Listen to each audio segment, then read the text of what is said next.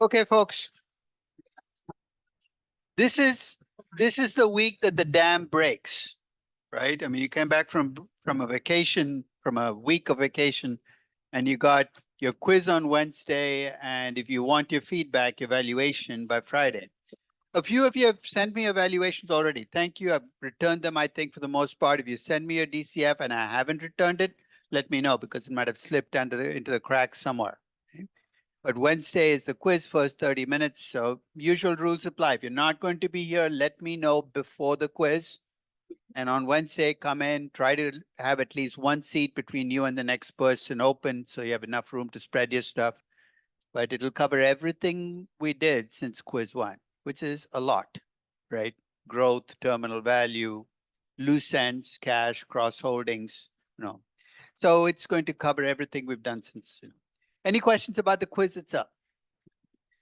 Jake, I think Jake and Deep, I have a quiz review session tomorrow at 11 a.m., 11 to 12:15 in room 490, room 490 KMAC, right? KMAC 490. So if you want to go to the review session, please take advantage of that. No. And I will have extra office hours tomorrow. So I will send you the office hour late in the evening again, so that if you have questions that still are hanging out, So watch for that that email this evening. So let's, do you remember what we were talking about before the break? Kind of forgotten entirely, right? No. We were completing this connection between stories and numbers. We kind of left it at a good spot because today we're going to dive into actually valuing companies. Notice we haven't valued a single company in this class fully all the way through. Not one. We did a piece of Airbnb and we did a piece of cost of capital in another company. Today, that's going to change. So today's start of the class test is going to be about the mechanics of discounted cash flow valuation and how it plays out. Discounted cash flow valuation, you take the present value of the cash flows, you come up with the value today, and then there's a market price. And quite a few of you, the emails I've been getting have been fairly frantic. My value is much lower than the price. What's wrong with your spreadsheet? Right. And my response is, it's not my fault. And here's why. Where's your value coming from? It's coming from 4 inputs you input into the spreadsheet, right? And these are your inputs, your revenue growth number. And I want to emphasize your revenue growth number, your target operating margin, your sales to capital that estimates the reinvestment, and your cost to capital / failure rate that brings in risk. So if the value is too low, it's coming from those inputs. So if I seem non-responsive to your emails and I say, look, it's your problem. I'm not trying to pass the buck. I'm just saying, you want to fix this, you know what you need to do, but don't make this the end game. So let's start with that premise. You come up with the value per share, you have the price per share, and the numbers are different. Let's look at the possibilities here. One is that you are right and the market is wrong. It's possible, but you have to have a huge ego to arrive at that conclusion after your first valuation. The second is that you're wrong and the market is right.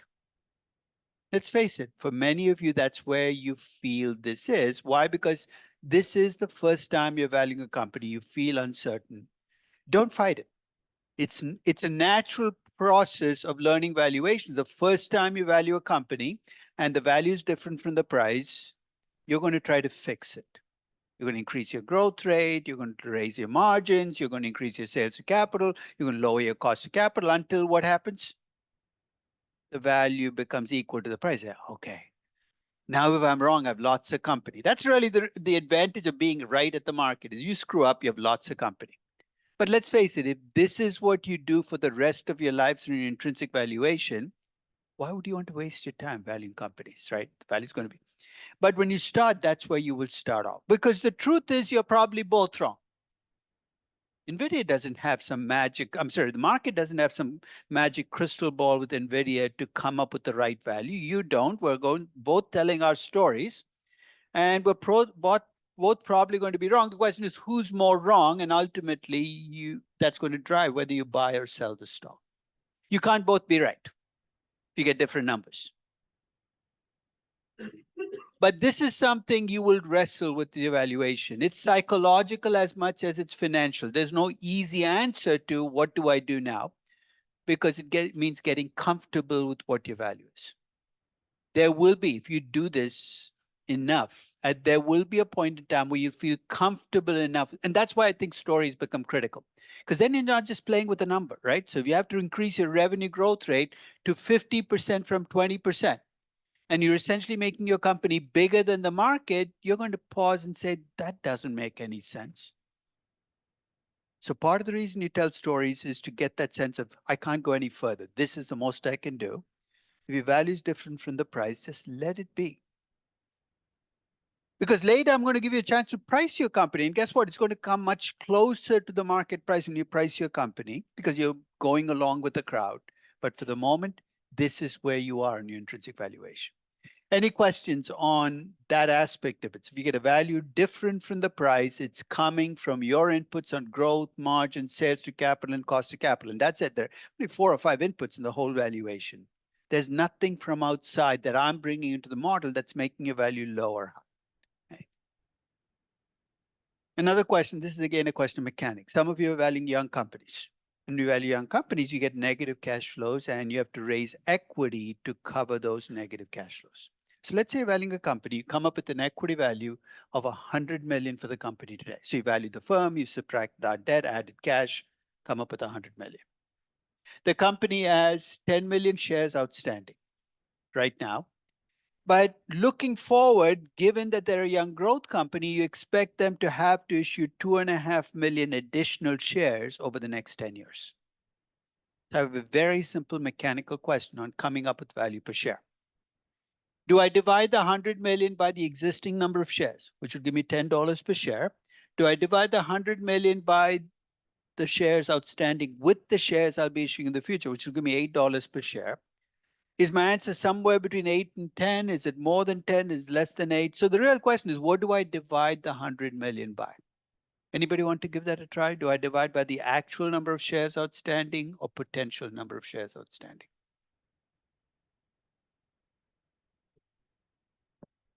Go ahead. Like if you issue the shares mid-year, you take the average of the shares before and the shares after. You're not issuing the shares till next, so not this year, but you're going to issue it in year 2, year 3, year 4. Remember, this is a 10-year forecast. I don't know.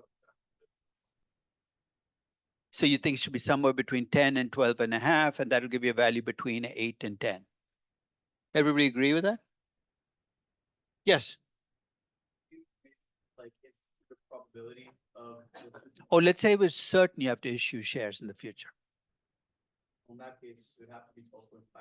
You're certain that you're doing it, so that changes the growth of the company. Does it change the growth of the company or does it change the per share growth? Yeah, but you're not doing evaluation in per share numbers, right? You can remember you start with revenue growth, which is in the aggregate, right? So it's not a per share number. Why am I issuing the shares though? Because I feel like it, because I have covered the growth need, which shows up as what in my valuation? Negative free cash flows to the firm or to equity, right?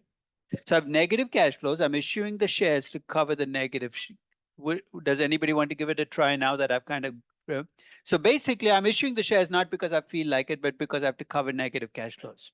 Let me come back to you. Would that change your answer? Yeah, because in that case, it would balance out. Balance out in what sense? So in the sense, instead of in the balance sheet, you have negative cash flows. We're back up. We're doing a DCF valuation. Balance sheets don't even enter, right? In my cash flows. Zero, and in that sense, it's already balancing out. So what should I do? Valuation. Does everybody get what he said? Basically, if I have negative cash flows, did it affect my present value today? Having those negative cash flows. Yeah, it lowered my present value. I've already adjusted my value for expected dilution. If I divide by 12.5 million shares, I will be double counting the dilution. You know how often I see this in DCFs? People will be dividing a DCF valuation that already incorporates dilution through the negative cash flows by an inflated share count. You're actually double counting for the dilution. This is extraordinarily good news if you think about it, and here's why. If you had to actually estimate how many shares you will have to issue in year 1 and 2 and 3 to cover those negative cash flows, what would you need to estimate first? You'd have to estimate a price per share you'd issue the shares at, right? You're going to get into the circular logic of, I'm trying to estimate the value per share today, but to estimate it, I need the price per share next year. Thank God we don't have to do it. If you do your DCF valuation right, it's already in there, the expected dilution. So you're not being blind to the fact that you'll issue shares in the future. You're already incorporating that through the negative cash flows. So today, when we value young growth companies, keep that in mind. Embedded in those negative cash flows is the assumption you're going to be issuing shares, raising debt to cover those negative cash flows.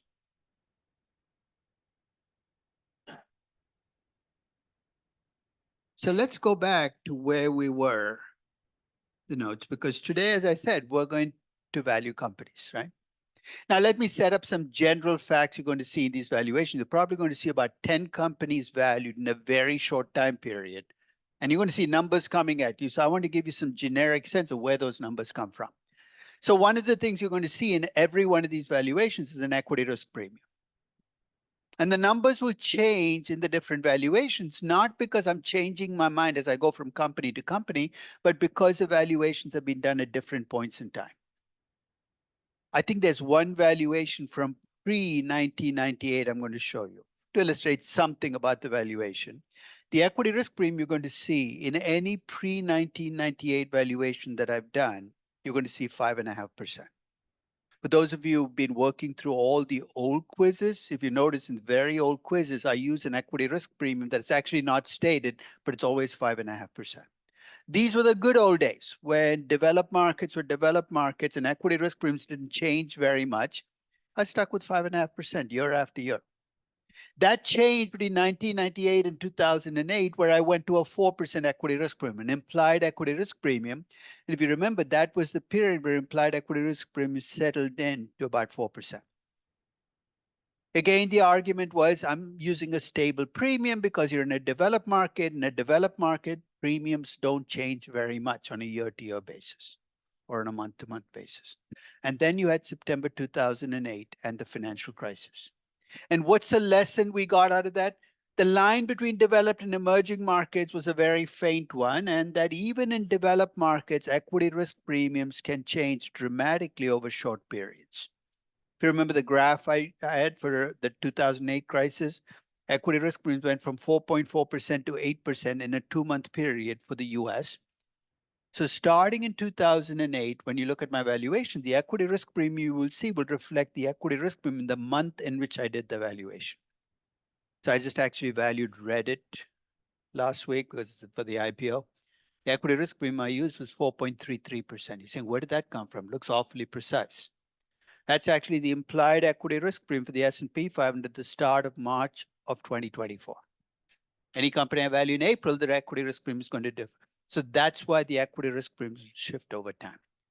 So as I said, I'm going to value a bunch of companies. With each company, I'm going to start by telling you the story for the company before I show you the spreadsheet to keep with what I just said. Every valuation tells a story. And then with each valuation, I'm going to focus on what's different about the company, because rather than repeat the entire process of free cash flow of the firm, cost of capital, failure rate, I'm going to focus on what in that subset of companies I had to worry about the most. So let's start easy. I want to start with a very simple company to value, but the simplest valuation model that I can think of. What's the simplest valuation model you can think of in valuing a company? Yes. Or a stable, but in terms, even unlevered no debt can be very complicated because the leverage can change over time. No debt can become, some debt. So basically, it's a stable company because then you can go to that stable growth model right away. And a company perhaps that's paying out what it can afford to in dividends. A stable growth dividend discount model. It's the simplest model. You say, when am I going to get a chance? Let's look at the conditions under which you can use a stable growth dividend discount model to value stock. First, obviously, it's got to be a dividend paying stock. But what has to be true about those dividends before I use a dividend discount model? That the company is paying out what it can afford to a dividends. In other words, if I compute the free cash flow equity and it's roughly equal to the dividends, that's good. I have a company where I can use the dividend discount model. If it's going to be a stable growth model, what kind of growth rate does that company need to have? What's a cap for the stable growth rate? The risk-free rate. So basically, it's got to grow at a rate less than the risk-free rate, a stable growth. So it's got to be a company that pays out roughly what it can afford to in dividends, has a growth rate roughly equal to or less than the growth rate of the economy.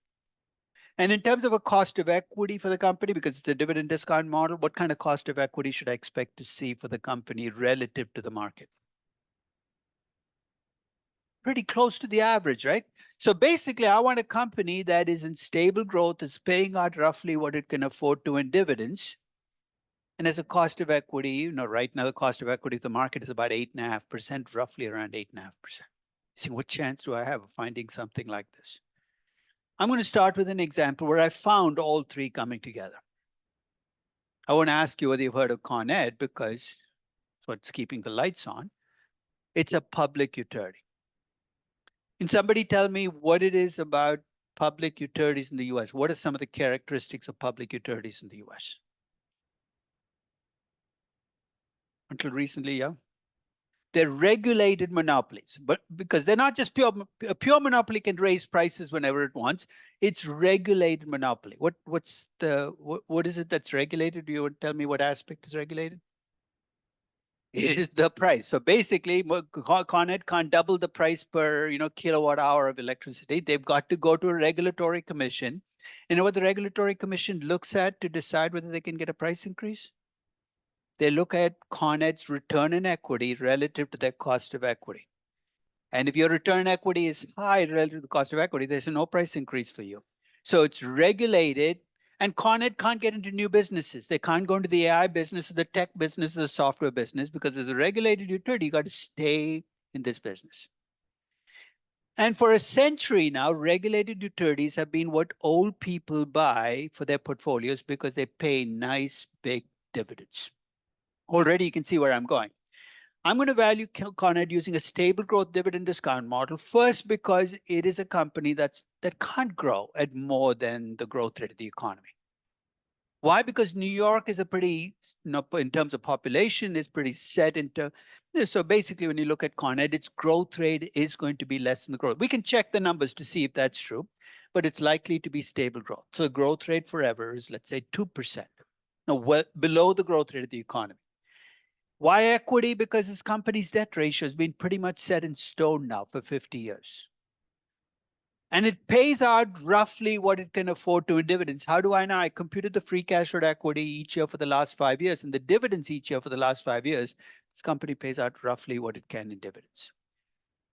During the break, during the lunch break, Daisy came and asked about mature companies. And one of the things she focused on was the growth rate, which you all focus on. Low growth is mature. But I emphasize it's not just low growth that makes you a mature company, it's having the rest of the characteristics of a mature company, which means do you have a cost of capital that's roughly average? Do you behave like a mature company? Clearly, Con Ed is not just a mature company, it's behaving like a mature company. So my valuation becomes very, very simple. To value Connet shares, all I need to do is estimate the expected dividends next year, which is $2.32. This year's dividends growing at 2.1% to get the expected dividends next year, divided by the cost of equity. Why? Because the dividend discount model is an equity valuation model. The cost of equity, I use the beta for regulated utilities. Cost of equity is 7.7%. Risk-free rate plus equity risk premium coming in there. And there's no country risk here, none of the stuff you have to worry about with multinationals. And I put in a 2.1% growth rate, which happens to be the growth rate they can sustain given their return on equity and the retention ratio. Everything neatly ties together, which it should for a mature company. So 2.1% growth forever, 7.7% cost of equity, expected dividend next year, 3 inputs, I'm done. And don't be tempted to switch to Con Ed from whatever company you're valuing because you want to get your valuation done by this Friday. Because there's not much to learn here, right? You come up with the value per share, you come up with the value of $42.30 per share. You're saying, why isn't there a growth period? If I put in a 10-year growth period where I let the dividends grow 2.1% a year, and I put the terminal value at the end of the year 10, and then I discount it back, you know what I'm going to get as my value per share? $42.30. If you have a mature company, adding a growth period up front will not change your value. So why go through the trouble? So this is a stable growth dividend discount model, but I'm applying it to a company where it fits. I can't take this and apply it on JP Morgan Chase. It's a big company. It might even be a mature bank, but still your cost of equity is evolving as a bank. The regulatory overlay is shifting. So there are very few companies where you can do this. This happens to be one of the exceptions. But your intrinsic value is your value per share today. The reason I emphasize that if you've ever seen sell-side equity research reports, they don't give you a value per share today. They give you a target price a year from now. So I want you to give me, and this is a purely mechanical device. Let's see if you can work this through, because this is something you will have to do as a sell-side equity research analyst. Even if you believe in intrinsic valuation, you got to convert your intrinsic value into a target price 1 year from now. So I'll help you out. Your intrinsic valuation is $42.30.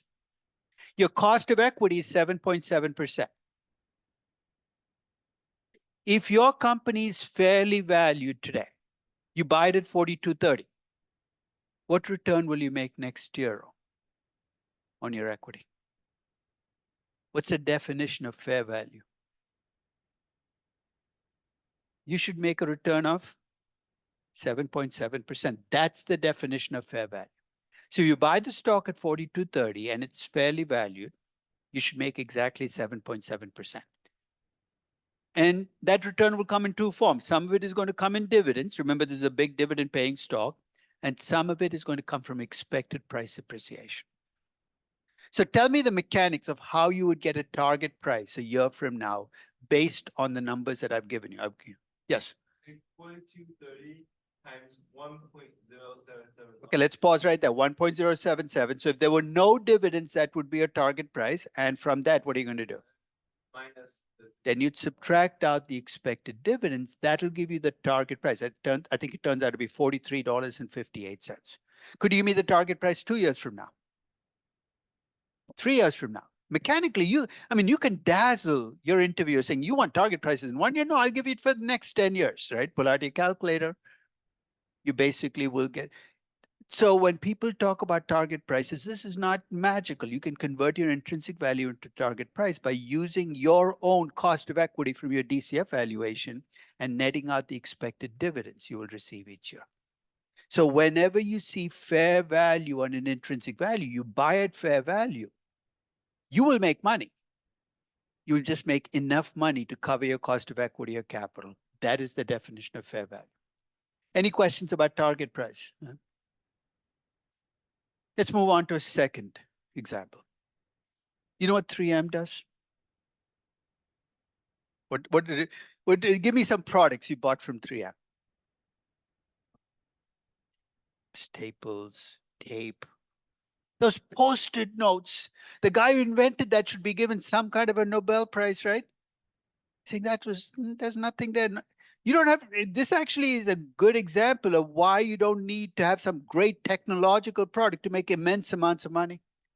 3M is a company with a long history of making money on boring stuff. So I decided to value it in 2008. Completely by coincidence, I valued it the morning of September 12th of 2008. I don't know what came over me, but I was interested, let me value 3M. So it's a company with a long history. So there's a lot of information in the history I could use.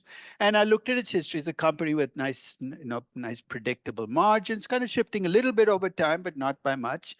Business model that clearly was understandable. So I had a good basis for telling my story of continued success.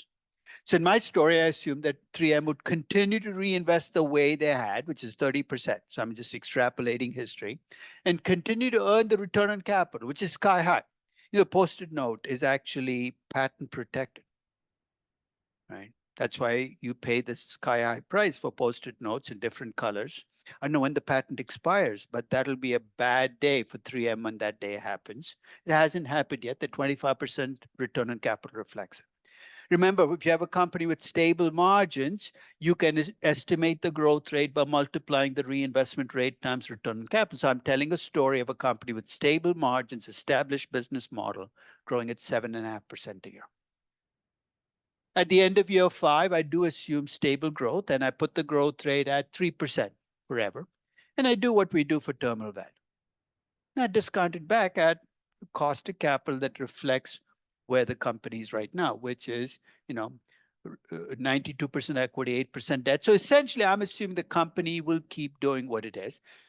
And on September 12th, when I did this valuation, I felt pretty comfortable. Why? Mature company in a mature market, what can go wrong? You know why I picked September 12th as this date to kind of make this example, right? Because on that evening was when you had the crisis begin, which was started with, with Lehman not being able to find a buyer. And by Monday, you woke up to the crisis.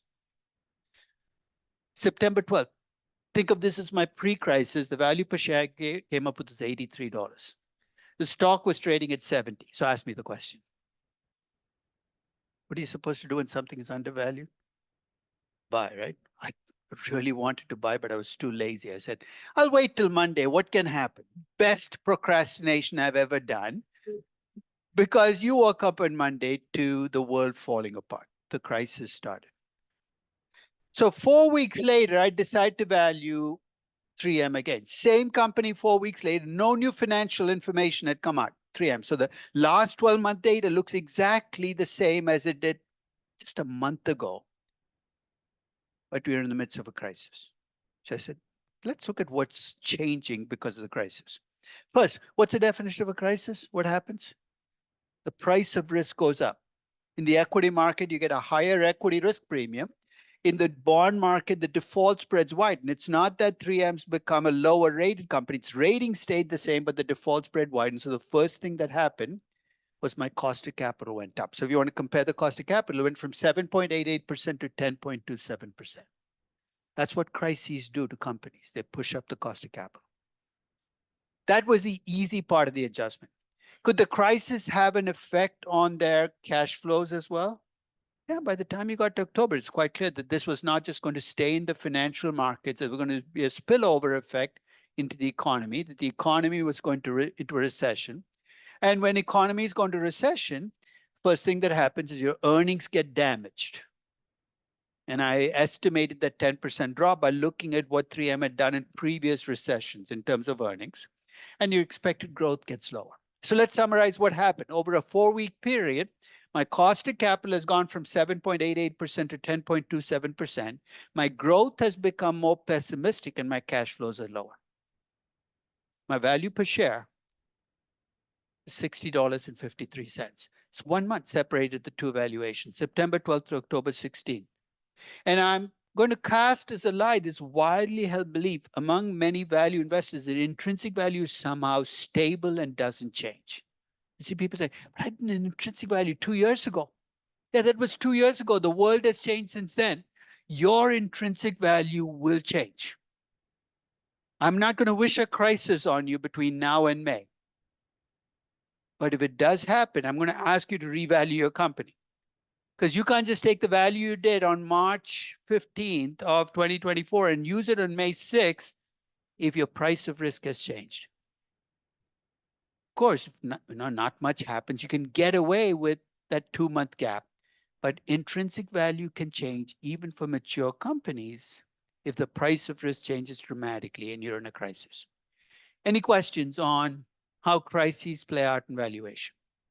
So the big change immediately will be in the price of risk, equity risk premiums, default spreads, and we've set up the mechanism to bring them in easily. The tougher challenge is estimating what this will do to your earnings, your cash flows, and your growth going forward. Move on to third valuation. Can you value the entire market on an intrinsic value basis? I don't see why not, right? What do we need to do in intrinsic valuation? We need cash flows, we need a discount rate, and we need growth rates, right? You can presumably do that for the market. So every few months, in fact, this is going to be the valuation of the week tomorrow, I'm going to value the S&P 500 as of right now. And the reason I'm doing that is I hear a lot of bubble talk again. Now, I mean, I've refused to go on CNBC for the last 2 weeks because I know the question they're going to ask me, are we in a bubble? Are we in a bubble? I'm sick and tired of dealing with that question because I don't want to answer the question. But I'm going to give you the ammunition so I could pass your name on to CNBC if you're interested. Say you do. So I'll let you go on and explain it. Because here is the essence of a bubble. First, why is there so much talk of a bubble right now? Because markets are going up. Anytime markets go up the way they have, especially over the last year, I can understand people saying markets have gone up 40%, 50% since June of last year. There must be a bubble. But that's a little lazy, right? That's a little sloppy because markets can go up a lot and still not be in a bubble. So let's do an intrinsic valuation of the S&P 500. To do an intrinsic valuation of the S&P 500, what do I need? I need expected cash flows on the stocks in the S&P 500, right? So one way I can do this is take each company, estimate its expected free cash flow to the firm or free cash flow to equity for all 500 companies and add them all up. The problem with that approach is there's a subset of the S&P 500 where you cannot estimate cash flows easily, financial service companies. So you very quickly run into a brick wall, especially if you're doing this on a frequent basis. So I cheat. Instead of trying to compute the cash flows the way we have for individual companies, I look at what companies in the S&P 500 return to their shareholders. In what form? Dividends, and increasing in the form of stock buybacks.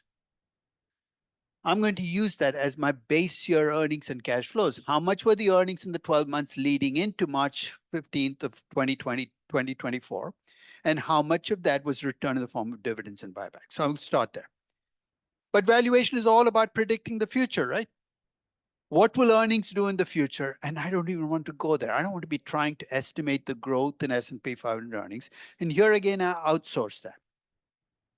When you're valuing a company, you don't want to outsource this information. You're valuing the company. When you're valuing the index, you kind of have to give up.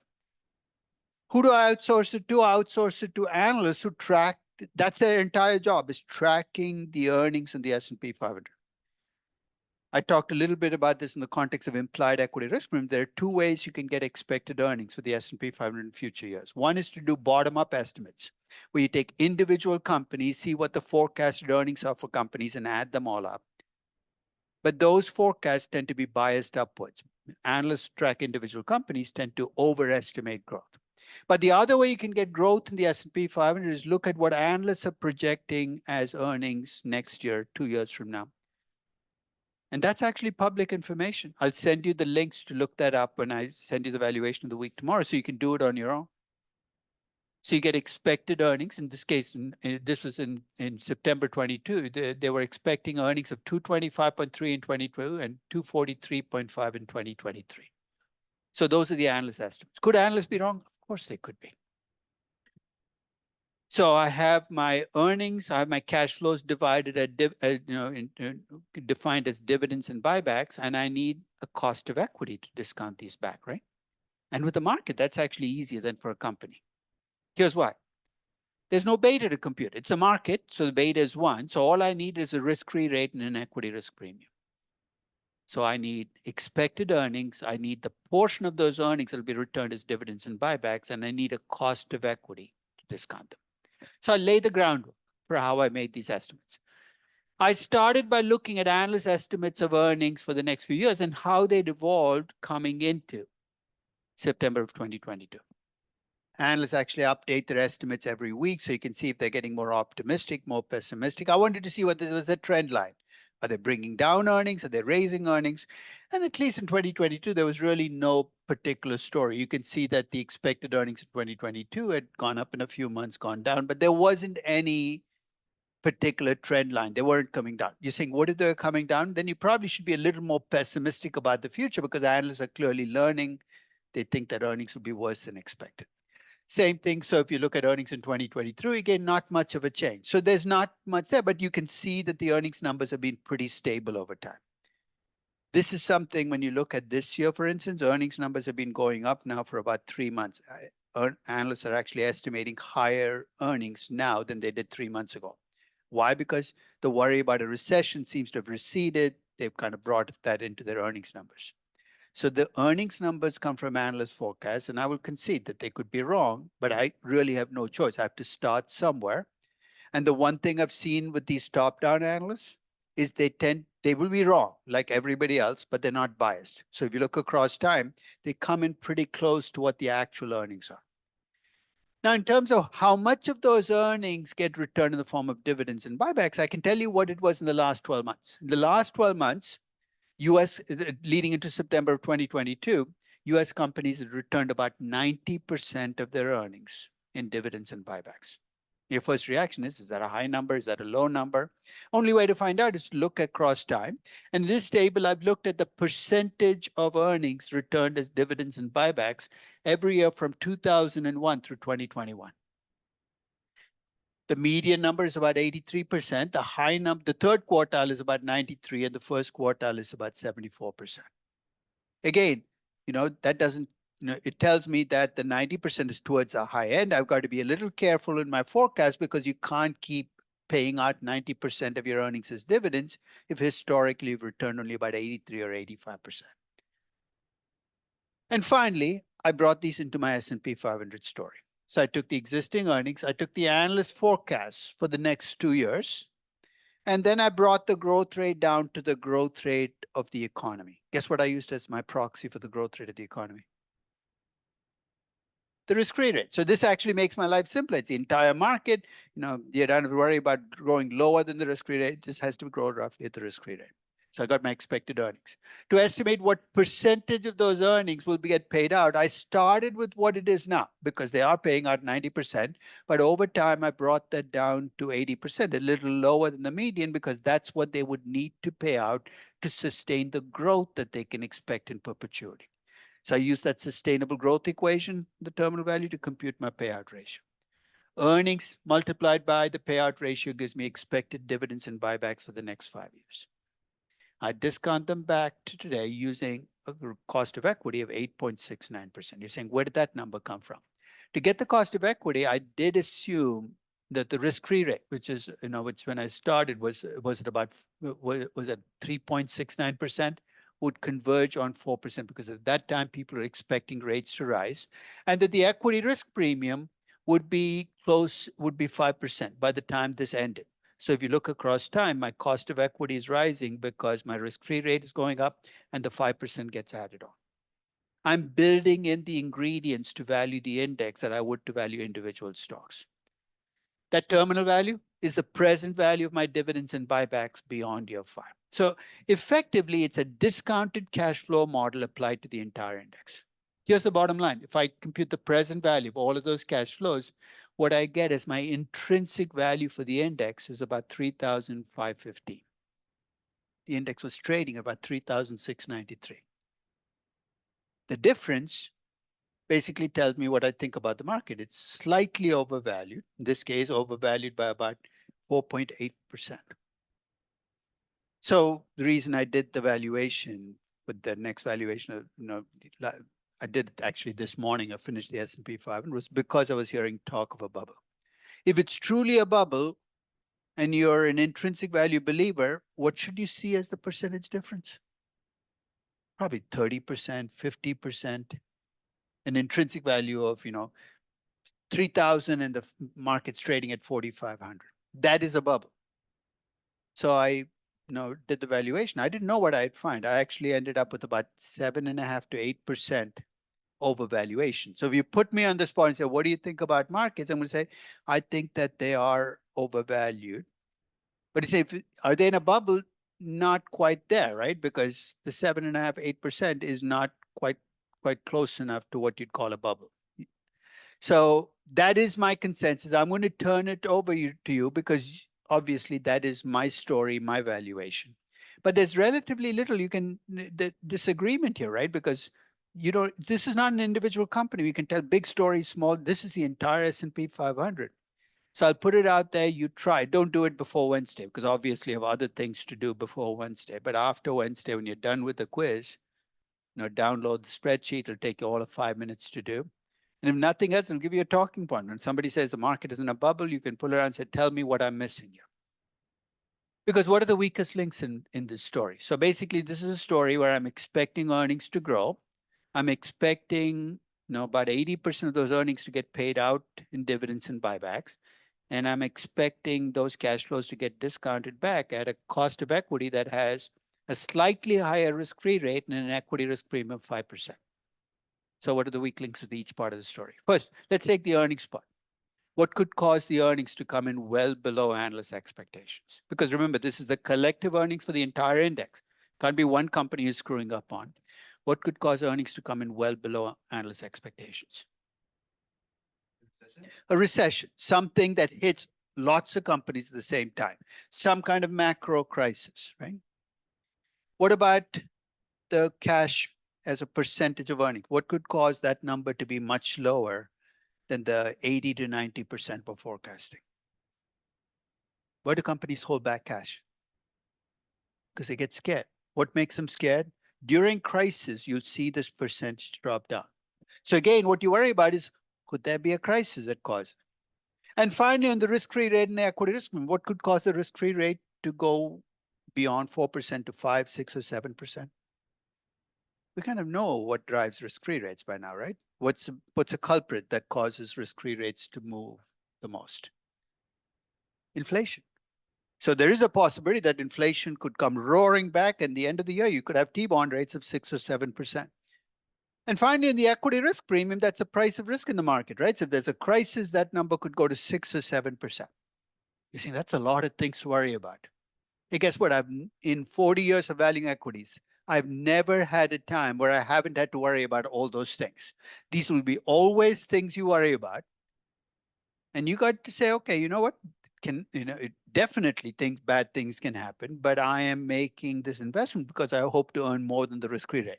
If you're not comfortable, just buy the T-bonds or T-bills and just stay with that and hope you can, in fact, preferably make it T-bills because if T-bond rates rise, your T-bond could lose price. But when you do intrinsic valuation to the market, you're basically asking those macro questions. It's not about an individual company. And the S&P 500 is a market-weighted index. So the Mag 7, the big companies are all embedded through the market weighting. The big companies will have a much bigger effect on these numbers. So if NVIDIA and Apple have a bad earnings report, the effect on the S&P 500 will be far greater than a much smaller company because they're much bigger percentages of the overall index. Any questions on valuing the market? So I did a what if where I allowed for the risk-free rate to vary from 2 to 6%. I allowed the equity risk premium to be anywhere from 4 to 6%. And I also allowed the earnings to be well below expectations. And I'll give you the obvious. The earnings are well below expectations and rates go up. Pretty terrible for stocks. But as I said, that's something you do to get a comfort zone on where do I fall on equities. So whenever I run into somebody who talks about a bubble, they're talking about a number like 28.55. That would be a bubble.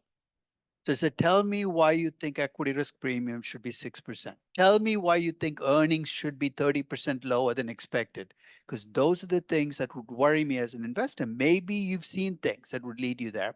But just don't tell me you're in a bubble because stock prices are up 30% over the last year. That's not enough to use that word. Any questions? Let's move to the next part. And this is the part of valuation that I'm going to call the dark side of valuation. And I'll give you my origins for that name because that became the title for one of my books. When you step back and think about valuing a company, there are 4 questions in every company that you try to answer to value the company. The first question is, what are your cash flows from existing assets? You've made investments. What are you like? Where would you get the answer? You're going to look at the financial statements, the earnings, the cash flows that you have right now. Second question you're going to ask is, what's the value you're going to add or destroy with your future growth? Notice how I phrase that. I didn't ask you what's your future growth because growth can be good, bad, or ugly, depending on how much you have to reinvest to generate that growth. So when I ask you about growth, I'm asking both about the good side of growth, which is to make your earnings higher, but also the reinvestment you'll need to sustain that growth. Third question I'm going to ask you is, how risky are these cash flows? Shows up in your discount rate, right? Cost of equity, if you're doing an equity valuation, or cost of capital. And the final question is, when will your company be a mature company? Why do I need the answer to the question? Because that's what allows me to put closure in a terminal value. You can actually take a DCF and think of it as answering those 4 questions. So I'll state the obvious. When those questions are easy to answer, valuation becomes easy. When will those questions be easy to answer? If you have a company like 3M with a long history, a money-making company with a business model that is established in a mature market. Those questions are easy to answer. But let's think of the flip side of that. When will those questions be difficult to answer? If you're valuing a young company, do you see why those questions will be difficult to answer? What are your cash flows from existing assets? What's the value of your growth? Everything becomes fuzzier. When you have a company that doesn't fit the accounting mold, you're valuing a pharmaceutical company, a technology company. Why? Because accountants miscategorize things, right? You don't even know what the company makes as earnings, what its capex is. And finally, for companies with significant truncation risk. What does that mean, truncation risk? Yeah. That is just operating risk, right? Lower revenues. Truncation risk is far worse. It's well beyond losing market share. Let me give you a clue. There is that spa that I talked about in Iceland, the path of the lava that's flowing from a volcano that's erupted. What's the risk you worry about? There will be no spa tomorrow. If you're valuing a distressed company, what's the truncation risk you worry about? That the company will not make it. If you're valuing a young startup, remember 2/3 of startups don't make it to year 2.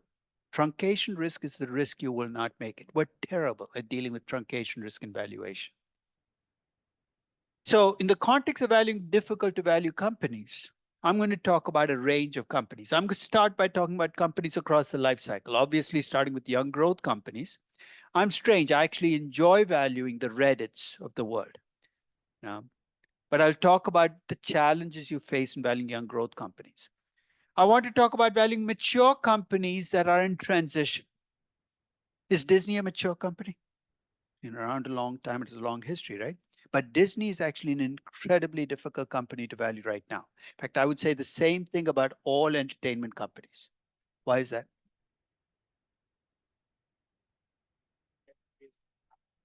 Actually, the whole industry is streaming has broken the business and nobody knows how to put it together again yet.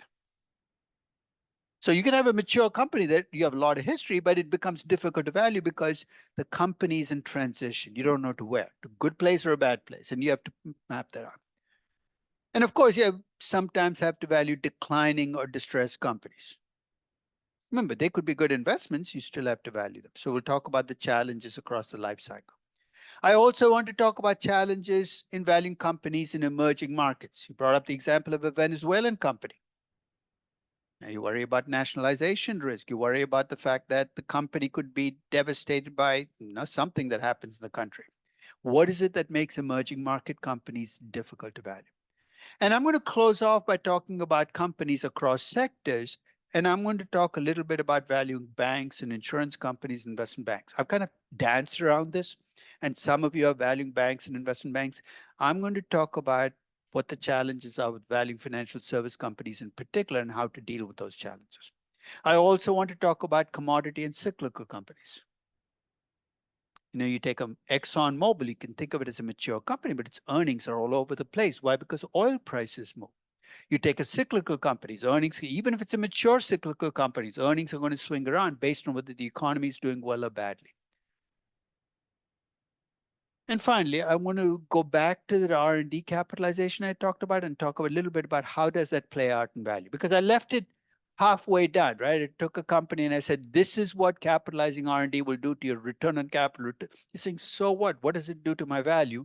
We'll talk about why capitalizing R&D will increase value in some companies and actually decrease value in others. So let's start with valuing young companies. I want somebody to be my guinea pig. You can be my guinea pig. You're an entrepreneur. You've started this great business, amazing business, lots of potential, but it's very young. So ready? I'm going to come to you with each of the 4 questions. What are your cash flows from existing assets? You don't even own the chair you sit in. So that was easy. And I ask you, what's your value from future growth? But no, you're an entrepreneur. You don't say uncertain. You say a lot. Can you be more specific? Not really, right? You don't have a total market. You don't have a business model. How risky are you? Very, very. But beyond that, what can you do? You can't offer me. And when I ask you, when will you be a mature company? What's your answer going to be? You're going to fall out of the chair laughing because you don't even know whether you'll make it through this evening. Young companies, every question becomes difficult to answer. So guess what happens? People give up. I mean, I'm going to make this statement, but I think I can back it up. Most people, even people involved in this young company space, don't even try to value young companies. Who are the people most involved in the young company space? They don't value companies. And every time I push them on it, their response is, there's no point valuing young companies because everything is uncertain. I'm going to challenge that notion, but you can see where it comes from. Every question becomes difficult to answer. You throw up your hands and say, what's the point? So let's think about making this problem even worse. So young companies are difficult to value. Let's make it even worse. You're saying, how can that get it even worse? Think about the 3 places you go to collect information to value your company. When you decided you picked a company, what's the first thing you downloaded about your company before you started the valuation? You downloaded the current financials, right? Income statement, balance sheet statement of cash flows. And if you have access to something like Capital IQ, you also downloaded the history of the company. What do you hope to learn from it? You hope to see what a good year looks like, what a bad year looks like, what happens in a recession. So you downloaded the financials, you downloaded the company's history. And then to get some perspective as to whether the margins for this company are going to rise or fall, you downloaded the data for the industry. Or you looked at my industry averages, basically. So you look at the company's financials, you look at its history, and you look at the rest of the industry, hoping that there are more mature companies you can target and say, that's what the margins look like if I get mature. Let's suppose you're valuing a young company in a sector full of young companies. You see why valuation becomes a nightmare? It's a young company. So the financials that you download for the company tell you very little about the company. There's not much there. There's no history, so that's gone. You look at the other companies in the sector, they all look like your company, right? Small revenues, big losses. You hit the trifecta. This is when the dark side will beckon. Here's what the dark side will say. Oh, valuation doesn't matter with these companies. You'll talk about paradigm shifts, which means you have no idea what's going on. You call it a paradigm shift. You invent pricing metrics that nobody's seen before. I talked about young companies where every company in the sector is also young. I mean, this is not something I've had to concoct, right? In the 1990s, what would this have described? The dot-com sector, right? Internet companies. What are the pricing metrics that people invented in the 1990s to price internet companies? Price per website visitor that became, and then Mary Meeker said it's not just the number of website visitors, it's how long they stay on your site. She computed a metric called price per eyeball. You can see already, so basically she divided the market cap of every company by how many minutes people were on that website, as if you could suck cash flows out of people's eyeballs. But you're going to do? You're desperate, right? You got to price relative to something. Companies have no revenues, no earnings, no cash flows, no book value. You got to divide by something. You divide it by website visitors, eyeballs. Then you get to social media companies. Guess what they divided price by? Number of users. Subscription-based company number. Those are pricing metrics. You can see why people do it. They have to price things. They have to scale prices to something. They pick users, subscribers, website visitors. Invent pricing metrics. And whenever I push you on a company, say, why should I buy that company? Your answer is never about the company. It's about the story. I hear this a lot with AI companies now. Every week, somebody pitches me an AI company. It's an amazing company. And say, what makes it amazing? The AI market is going to be so big.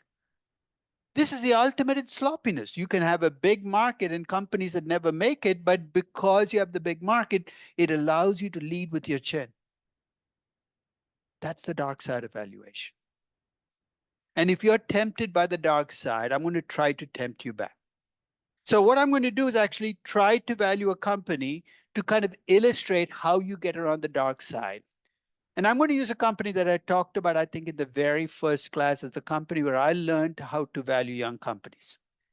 I'll be quite honest, until the late 90s, I never valued a young company in class. I didn't really know how to. There was nothing in the literature on how to do it. Then, of course, you had the dot-com boom, and Amazon showed up as part of the boom. I valued Amazon for the first time in 1997.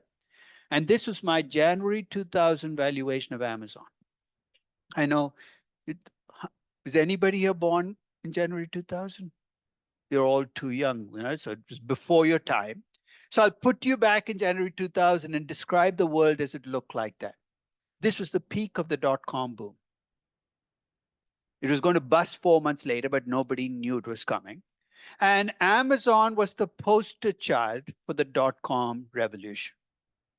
So CFA, the parent company that does the CFA came to me and said, would you be willing to do a webcast on valuing dot-com companies because our CFA members are very interested in why these companies are being priced where they are? I said, okay. It was a live webcast, but very old tech, right? You couldn't actually interact with people online. They'd send you email questions. So I'm going to take you through my valuation of Amazon in January 2000. And I'm going to talk about the roadblocks I ran into and how I try to get around them, because you're going to see the residue of that in the Excel spreadsheet you have. So when I looked at Amazon January 2000, in the 12 months leading into the valuation, they had revenues of 1.1 billion. Remember, in 2000, Amazon was a retail company. That's all they did. $1.1 billion for a US retail company. Small number, big number.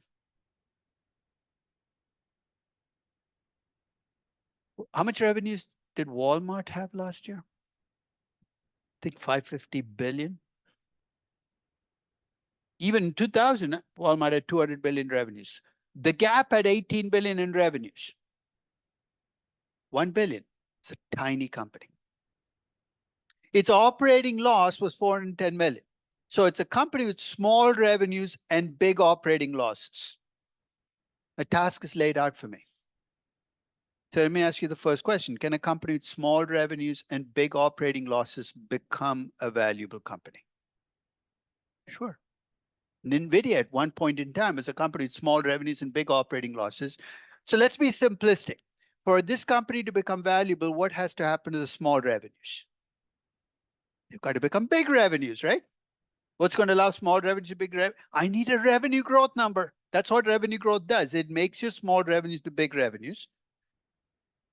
What's the second thing that has to happen? The losses have to become not just smaller. They've got to change sign, right? If they say minus, I'm dead in the water. They have to become profits. How do I make losses into profits? I target a margin that is a positive number. I told you the residue, or what I did with Amazon, is what you're going to see in the spreadsheet. Revenue growth, target margin. Basically, take my small revenues and make big revenues, and losses into profit. So let me tell you the story I told for Amazon. It was I thought, a pretty upbeat story in January 2000.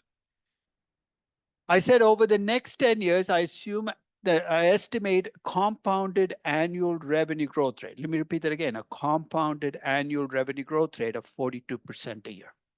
I hadn't even finished saying 42% when the first email question comes in. How come you're being so pessimistic about future growth? They missed the compounded in the 10 years. When you compound 1.1 billion growing at 42% for 10 years, the 1 billion in revenue becomes 40 billion. I'm taking your revenues and increasing them 44. I think that's pretty optimistic. But you know what? Why the 42% look low to them, right? What were they comparing that growth rate to? Revenue growth rate in the last 12 months for Amazon was 200%. You're saying, why are you bringing from, what they missed was the compound in the 10 years. I was actually estimating a growth rate of 150% in year one, 100% in year two. But as the company got bigger, I had to bring the growth rates down because the company was scaling up. Now, obviously, you can push back and say, why 42%? Why not 45%? I'll talk about why I picked the 42%. But in my story, Amazon becomes a large retail company. Half my problem has been solved. Small revenues have become big revenues.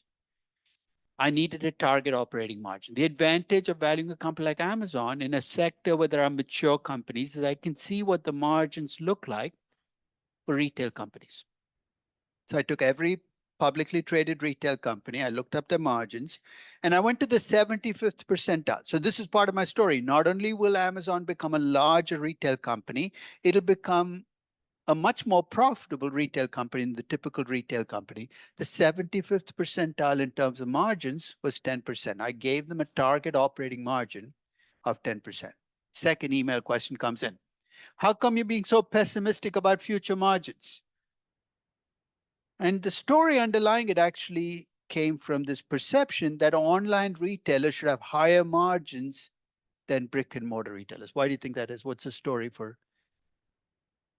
They don't need the real estate. The cost should be lower, so their margin. So the question really was, why can't online retailers have 15% margins in steady state, while brick and mortar retailers stay with 10% margins? Because the world doesn't work that way.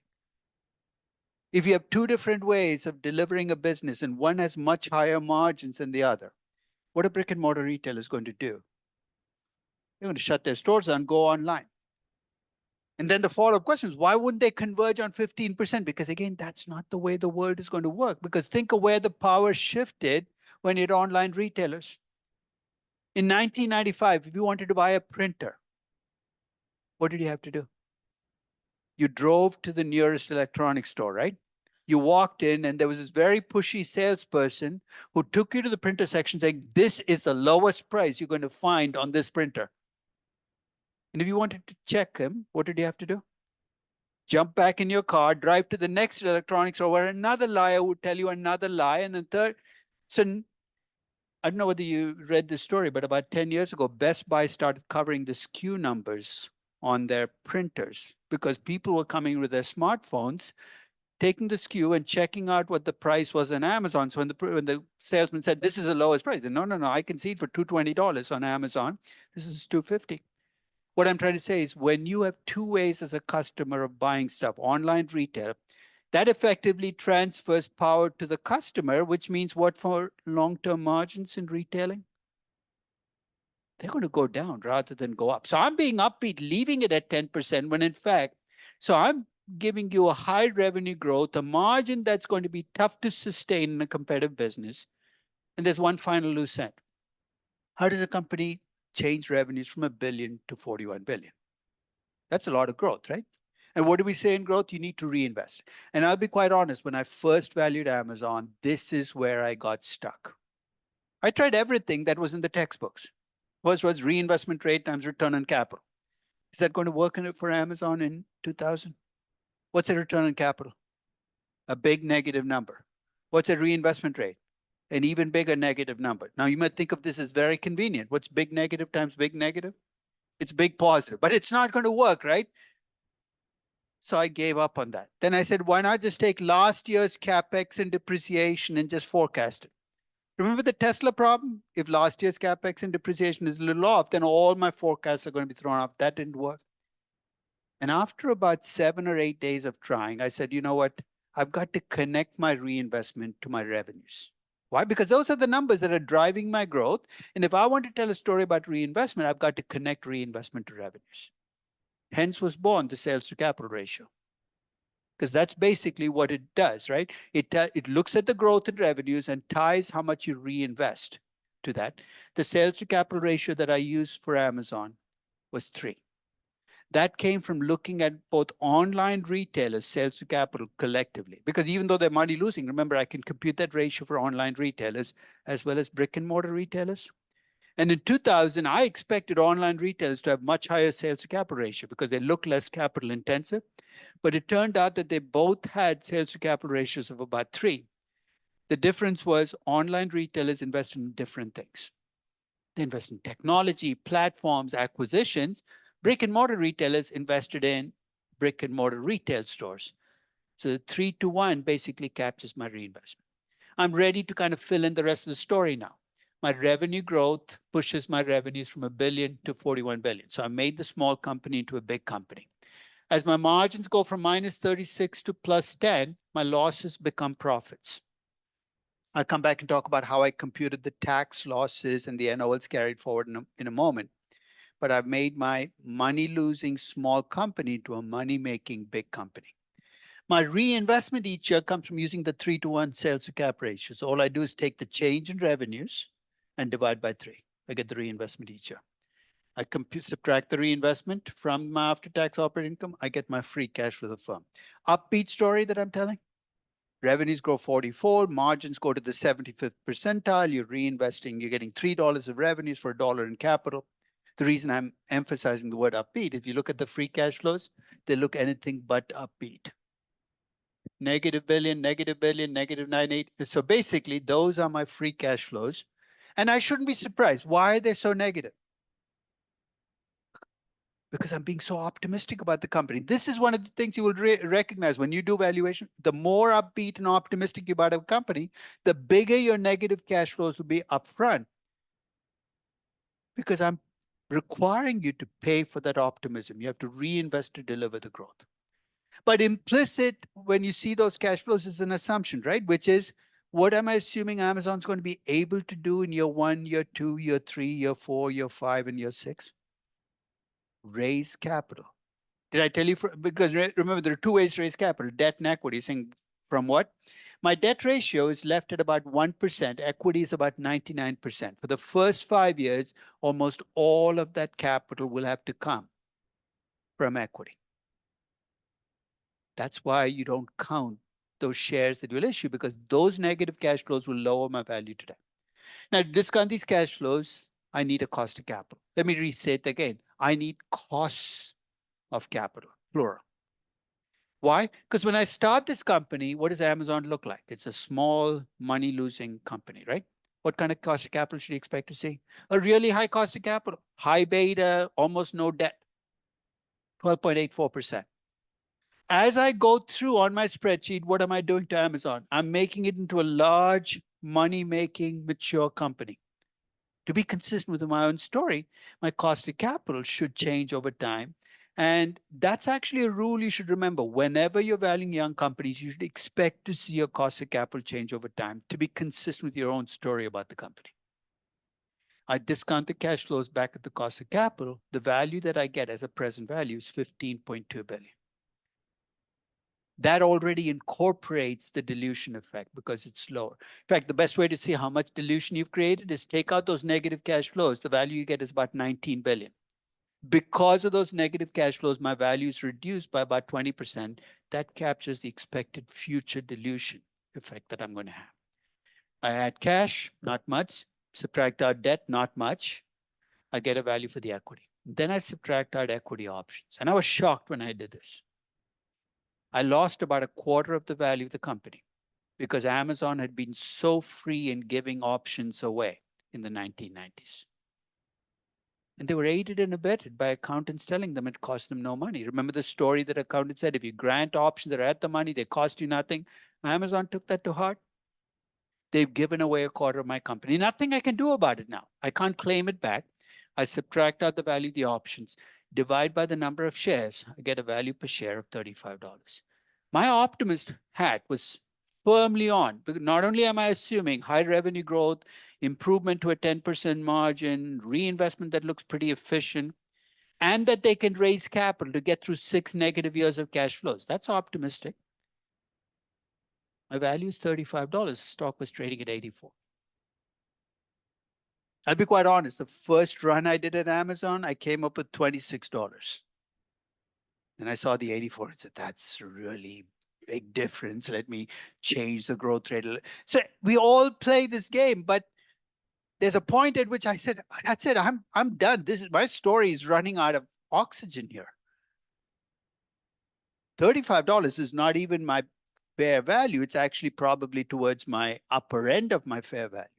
And I'm still less than half the stock price. So ask me the question. With 3M, you asked me, was I buying? And I luckily avoided buying because I was putting it off.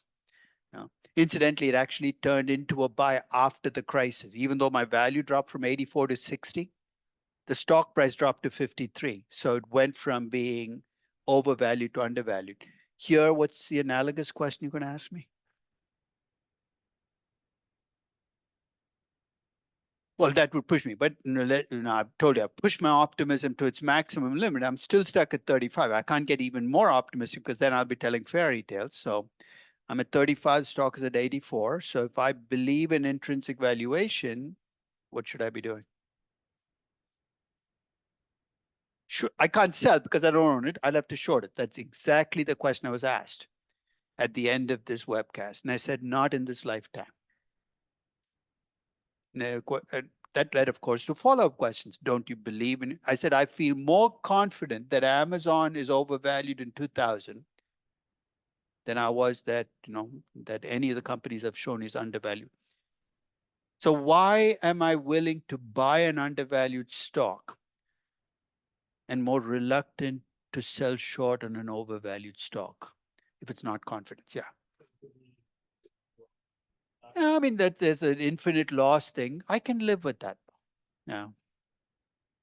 Because price can go to 100. It's not going to go to 100 million. Yes. In fact, when I buy something that's undervalued, how long am I willing to wait? Remember, I answer only to my spouse. I don't have clients. If you have clients, of course, you got to.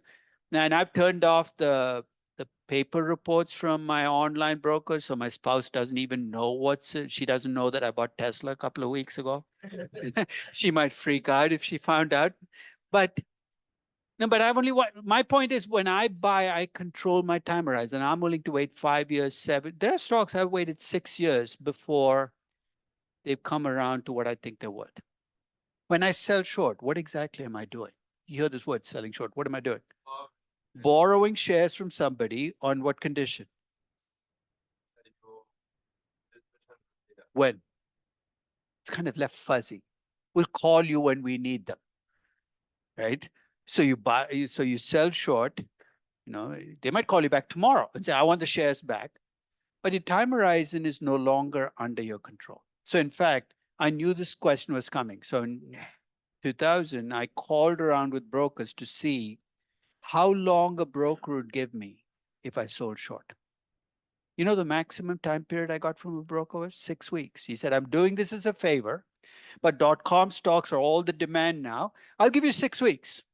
Now do you see why I was willing to buy 3M when it was undervalued, but not sell short? Because not only do I have to be right about Amazon being overvalued, I also have to hope that what happens? The correction happens over the next 6 weeks. I mean, if you think NVIDIA is overvalued, don't be stupid and sell short in NVIDIA. You'll go bankrupt before you're right. And that's not going to help you very much, right? It's one of the great asymmetries in investing. When something is undervalued, there's a bargain basement long-term strategy. You buy at the price and you wait. When something is overvalued, there's no analogous long-term strategy in most cases for selling short for the long term. You know what the implication of that is, right? If you're going to get bubbles, they're far more likely to be upside bubbles than downside bubbles. Because bubbles can go in both directions. You're saying, why doesn't price drop 90% below value? Because there is this bargain basement strategy that puts a floor on how much price will drop. But if prices soar 50, 80, 100, 200% of, there's no equivalent strategy unless you get creative. What's this room called, you know? Paulson Auditorium. That's the original name. You know who it's named after? There are two Paulsons. There's Hank Paulson, who was Secretary of the Treasury during the crisis. It was not that Paulson, John Paulson. Why did he give all this money? Because he got rich. How did he get rich? What did he do? He shorted the housing market indirectly in 2006. You know how difficult it is to short a house? I tried on my neighbor's house. They said, no, can I borrow your house? I'll return it. It didn't work, right? So usually in real estate, you give up when real estate prices get too high. He shorted real estate by using mortgage-backed securities, and it paid off big time. So it is true that when something is overvalued, it's much more difficult. But if you can find a way to get creative and take advantage of overvaluation and get time as your ally, it could be insanely profitable because very few people can even try that. So when we come back after the quiz, I'm going to build in why 42% comp. I'm going to fill in the rest of the story for Amazon, but you kind of got at least the big picture on what gave Amazon the $35 value.